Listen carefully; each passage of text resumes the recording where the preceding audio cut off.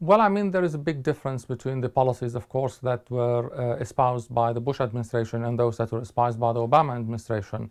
But in many ways, in fact, what the Obama administration did was trying to be so different from the Bush administration on certain foreign policy issues that more than actually checking the viability of these policies. So they were more interested in reaction and distinguishing themselves from the Bush administration rather than assessing what went right and what went wrong with the Bush administration policies. So as a result, we ended up with a new set of problematic policies, especially vis-à-vis the Middle East. The engagement policies that were adopted by the Obama administration vis-à-vis Iran and Syria were more based on wishful thought, really, than the realities on the ground. I think they have found that out recently with the Arab Spring and especially with the Syrian revolution, and they had to face the fact that actually Bashar al-Assad was what a lot of people in the dissident community said he was: completely unapproachable, completely unengageable, and quite the madman. So it took them a while to get to this point and to discover on their own that. It took Bashar al-Assad having to put tanks in the street to confront unarmed civilians in order for them to realize that, but they finally realized it.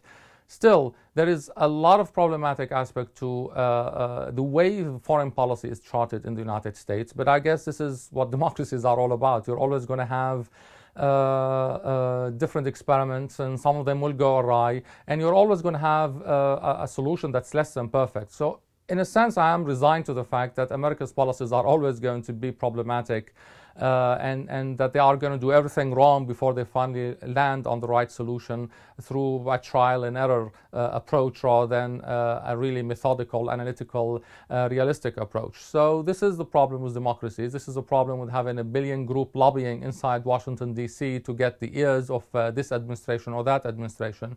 I'm realistic about it. I'm consigned to the fact that this is how policies will always be in the United States, but I'm just hoping for a shorter period of experimentation by every administration before they finally reach the right conclusion. And I think for this reason, activists and dissidents of Middle Eastern background should really realize that they have a responsibility for approaching the different American administration, for lobbying for their own causes, for being more proactive rather than letting the field be dominated by think tanks and by lobbies that are representative of regime interests rather than people interests. We have a responsibility to engage the international community. We have a responsibility to engage the different administrations in the United States, and part of the problems is that we are absent from the scene to a large extent.